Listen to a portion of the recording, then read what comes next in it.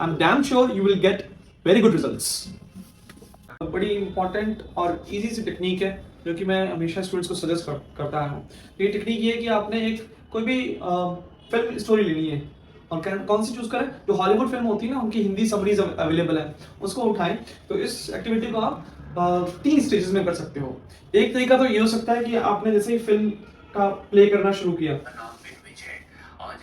जैसे कि यहाँ से स्टार्ट हुआ, जैसे स्टार्ट हुई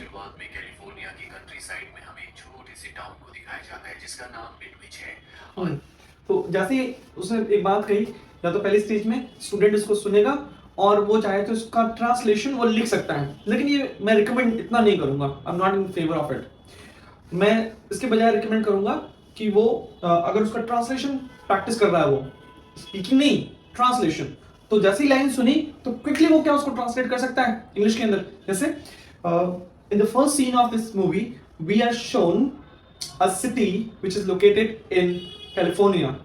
It is called Medvedge.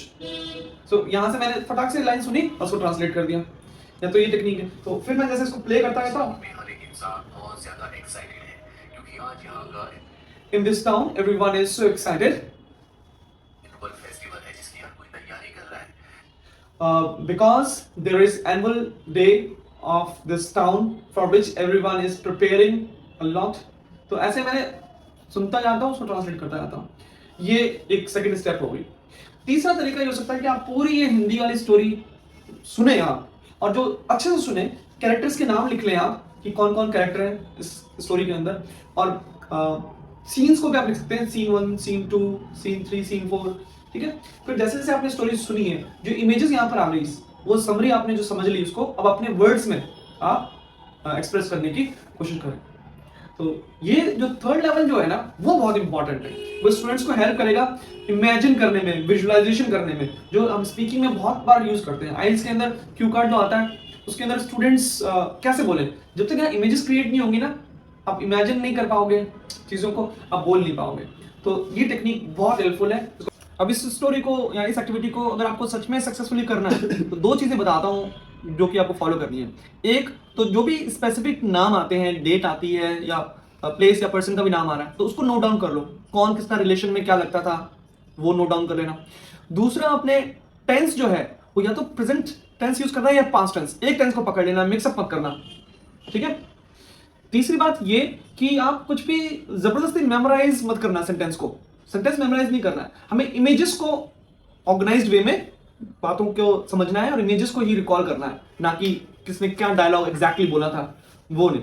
ये 3 पैरामीटर्स आपको, फैक्टर्स आपको फॉलो करने हैं इस एक्टिविटी को सक्सेसफुली करने के लिए। फिर रह गया हो तो बता दो। Last but not the least, इस एक्टिविटी को आपने टुकड़ों में करना है। फर्स्ट 1 मिनट को सुनना है, समझना है और फिर अपने वर्ड्स में आपको सुनानी है। फिर सेकेंड मिनट को कंप्लीट सुने, अपने वर्ड्स में सुना है।